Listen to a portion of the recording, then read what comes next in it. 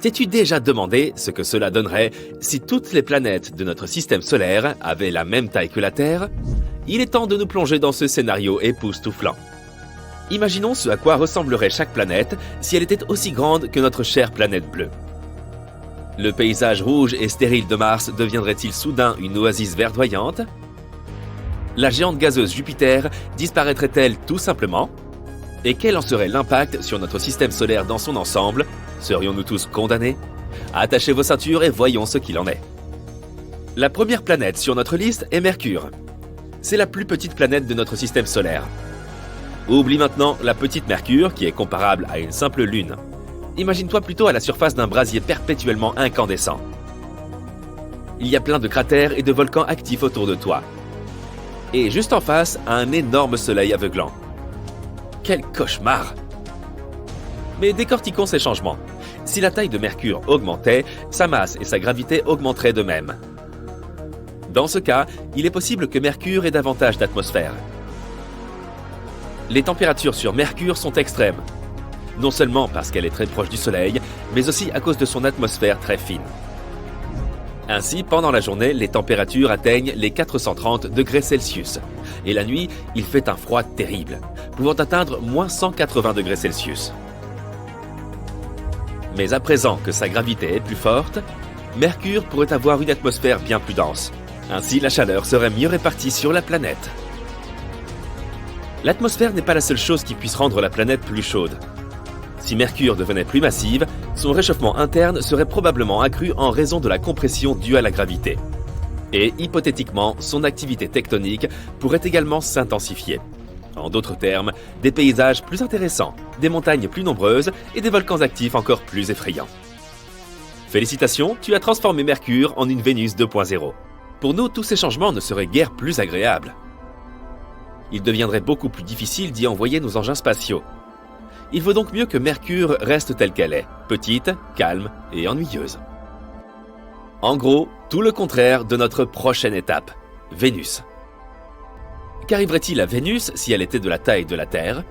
Eh bien, à vrai dire, rien. Elle ne changerait pas du tout. Tout simplement parce que Vénus a déjà presque la même taille que notre planète.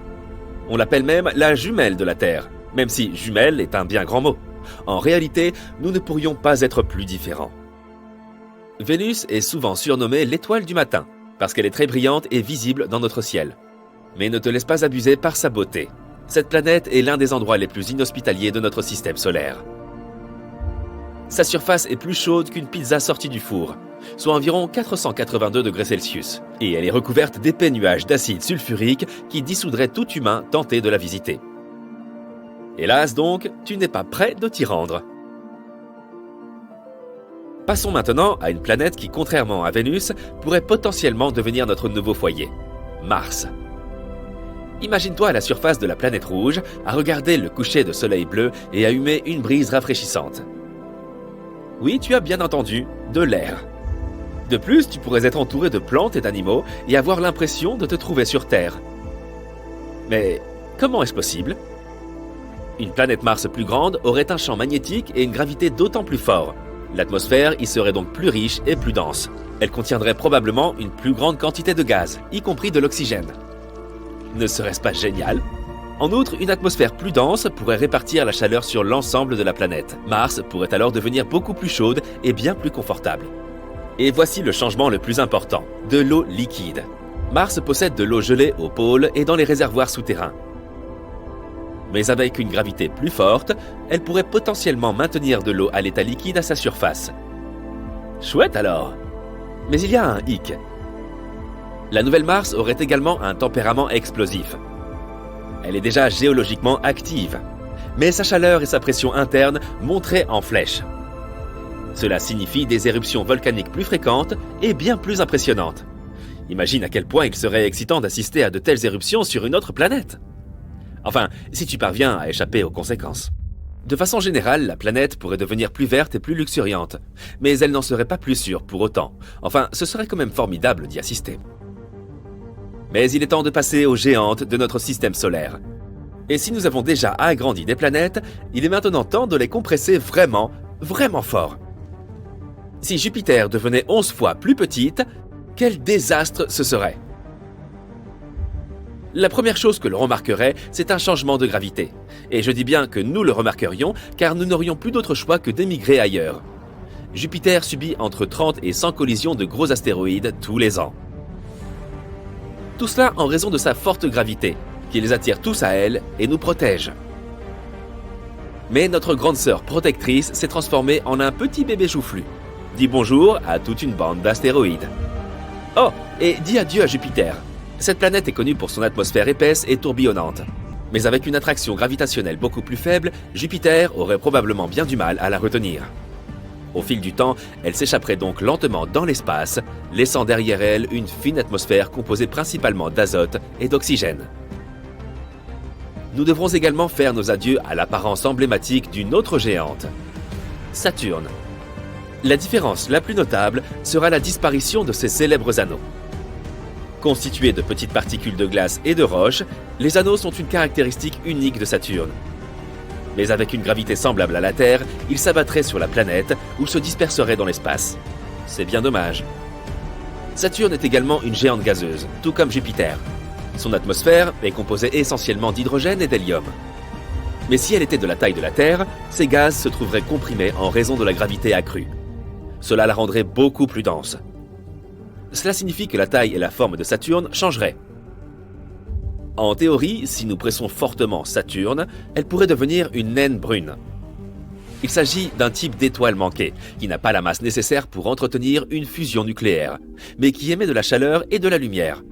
Saturne pourrait donc cesser d'être une planète. Le temps qu'il y fait changerait aussi probablement. Toutes ces tempêtes démentielles, comme la fameuse tempête hexagonale qui fait rage au pôle Nord, deviendraient plus calmes et beaucoup plus faibles. La géante suivante est Uranus. Essayons de comprimer cette pauvre planète. Tout d'abord, la gravité à la surface d'Uranus serait beaucoup plus faible qu'aujourd'hui.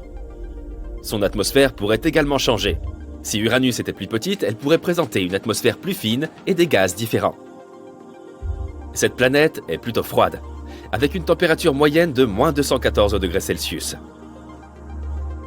Mais si elle avait la taille de la Terre, elle pourrait se réchauffer un peu, en raison d'un rapport de volume réduit en comparaison de sa surface.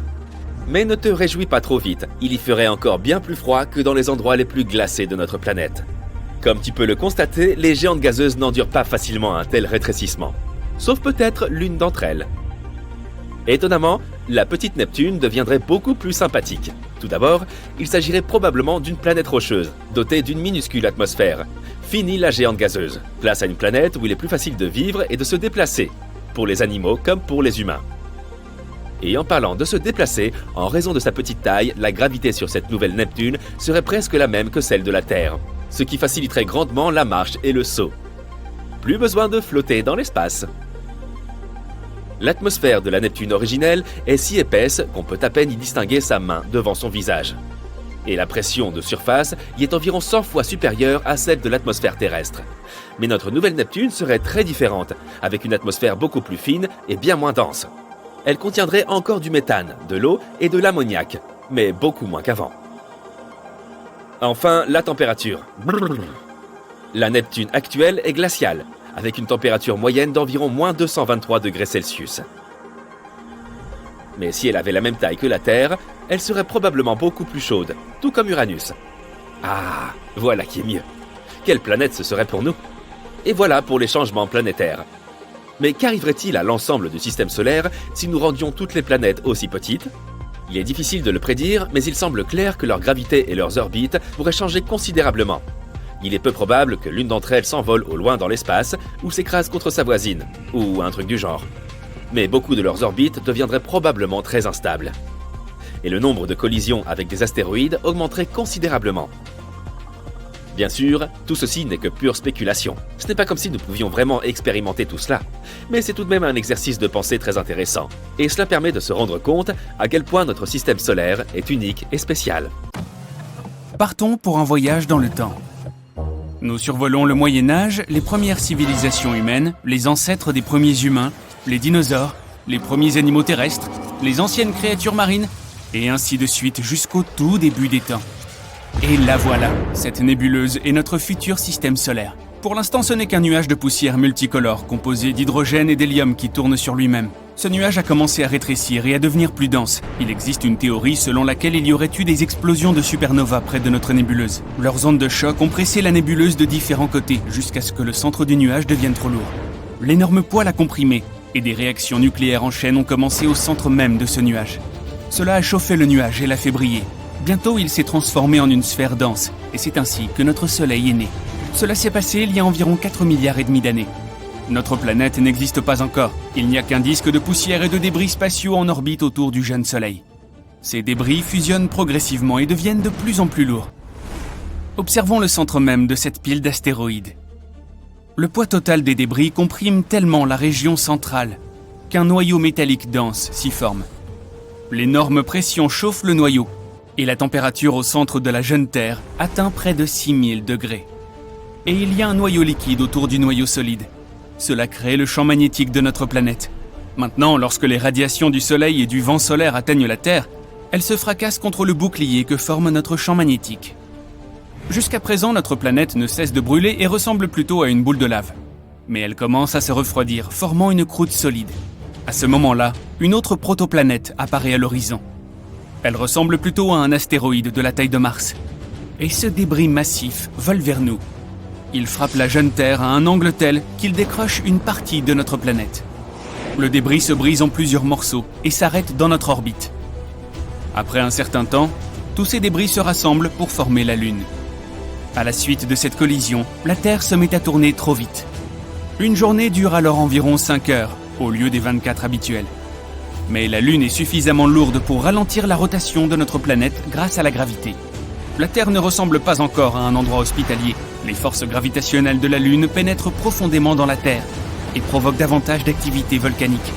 De plus, des météorites tombent constamment, provoquant de fréquentes explosions à sa surface. Le gaz qui sort des volcans forme notre atmosphère. La glace qui a été apportée sur notre planète par les météorites s'évapore. La vapeur s'élève et se transforme en pluie. Cette eau de pluie tombe à la surface, refroidissant la lave chaude et formant les premiers lacs et rivières. Pendant encore plusieurs centaines de millions d'années, la Terre ressemble à la surface de Vénus, c'est-à-dire un endroit sans vie avec un tas de volcans, des pluies acides et pas d'oxygène à respirer. Le Soleil n'était pas aussi brillant qu'aujourd'hui. De plus, ses rayons pouvaient à peine traverser les tonnes de poussière volcanique présentes dans l'atmosphère. Mais il y a environ 3,7 milliards d'années, la première vie apparaît ici sous la forme d'organismes unicellulaires qui n'avaient pas besoin d'oxygène. Ils sont apparus dans les parties chaudes et peu profondes de l'océan près du rivage. Ces bactéries ont régné sur la Terre pendant près de 2 milliards d'années, tout au long de l'éon archéen. Elles ont laissé des stromatolites. Ce sont des piliers de terre au fond des eaux chaudes peu profondes. Ils sont le produit d'organismes simples et de bactéries. Ces bactéries ont évolué, jusqu'à ce qu'elles apprennent la photosynthèse. Les bactéries ont commencé à produire de l'oxygène en absorbant l'énergie de la lumière du soleil. Au début, cet oxygène était utilisé pour oxyder les roches. Mais ensuite, l'excès d'oxygène a commencé à remplir l'atmosphère. De plus, à cette époque, les premières algues sont apparues, qui produisaient également de l'oxygène. Cet événement est appelé l'événement de grande oxydation. Et il a provoqué la disparition de presque tous les organismes vivants de la surface de la Terre. Pour les organismes simples, l'oxygène était toxique, et les restes de bactéries et de micro-organismes ont coulé au fond de l'océan. Plusieurs millions d'années plus tard, ces restes seront recyclés, et sous l'énorme pression de l'eau et de la croûte terrestre, ils se transformeront en pétrole. L'éon archéen s'est terminé par cette catastrophe il y a environ 2,5 milliards d'années. Au même moment, des continents se formaient sur Terre, qui allaient plus tard dériver dans les océans du monde, comme des puzzles, et former un supercontinent. Mais pour l'instant, le méthane et le dioxyde de carbone constituent toujours la majeure partie de l'atmosphère. Ils provoquent un effet de serre et l'augmentation des températures sur Terre. Mais l'apparition de l'oxygène stoppe l'effet de serre. Et la température sur notre planète baisse. Une période glaciaire, appelée glaciation huronienne, qui a duré de 2,4 à 2,1 milliards d'années, commence. Les scientifiques supposent que notre planète était presque entièrement recouverte de glace à cette époque, même à l'équateur. C'est un changement colossal quand on sait qu'il y a 2 milliards d'années, notre planète ressemblait à une boule de lave. Pendant la glaciation huronienne, la Terre ressemble plus à Europe, le satellite naturel de Jupiter. Là aussi, il y a une épaisse croûte de glace, sous laquelle se trouve un océan liquide chauffé par le noyau. L'évolution du Soleil a sauvé notre planète. Depuis sa naissance, il y a 4 milliards et demi d'années, il n'a cessé de grossir et de se réchauffer. Ainsi, après 300 millions d'années d'une période glaciaire, la Terre commence à se réchauffer à nouveau. Mais presque toute la vie qui s'y trouvait a été anéantie, et l'évolution doit recommencer à zéro. Il y a environ 1 milliard d'années, tous les continents de notre planète ont été rassemblés en un supercontinent hypothétique, Rodinia. Et tous les océans ont formé un immense océan, Nirovia. Il y a 750 millions d'années, ce continent s'est brisé, et d'énormes morceaux de terre ont commencé à dériver sur la planète. Des plantes complexes et des micro-organismes multicellulaires sont apparus juste à ce moment-là. Les algues, les éponges et les champignons n'étaient pas les seuls habitants de l'océan. Voici les Spriggina. Ce sont des sortes de vers de la taille d'un doigt humain.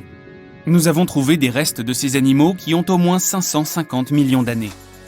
Il y a 541 millions d'années, l'éon phanérozoïque a commencé. L'événement principal de cette époque est l'explosion cambrienne. La vie a commencé à s'épanouir sur Terre, et une grande variété d'organismes vivants est apparue. Des mollusques et des échinodermes, comme les étoiles de mer et les oursins, sont apparus. Les organismes vivants ont évolué, possédant non seulement un squelette interne, mais aussi externe, comme les trilobites. Certaines de ces créatures pouvaient atteindre près d'1 mètre de long. Leur coquille protectrice suggère qu'il y avait des prédateurs dans les océans. Une chaîne alimentaire a commencé à se former à cette époque. Au même moment, les continents à la dérive ont fusionné à nouveau. Ce supercontinent a une forme différente et s'appelle Pannotia. Plus tard, ces continents ont à nouveau dérivé et ont commencé à se heurter les uns aux autres. Cela a conduit à la formation de chaînes de montagnes.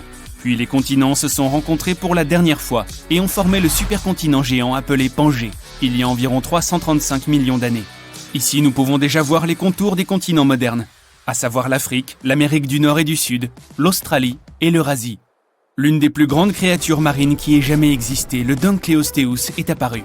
Certains spécimens pouvaient être aussi longs qu'un bus scolaire et peser autant qu'un gros 4x4. La Terre avait un climat chaud et humide. Cela a encouragé les fougères et d'autres plantes à pousser plus vite. Certaines d'entre elles pouvaient atteindre la hauteur d'un immeuble de 3 étages. Et pour la première fois dans l'histoire de la Terre, certains animaux quittent l'océan et vont sur les terres, comme Elginer-Peton et Ichthyostega. Au début, ils ne vivent que sur la côte, car leur peau n'est pas adaptée à la lumière constante du soleil. De plus, ils ont des problèmes respiratoires. Les premiers animaux terrestres avaient à la fois des branchies et des poumons, mais leurs poumons étaient sous-développés, si bien qu'ils devaient fréquemment retourner dans l'eau. Des millions d'années plus tard, ces animaux ont évolué vers des amphibiens plus avancés.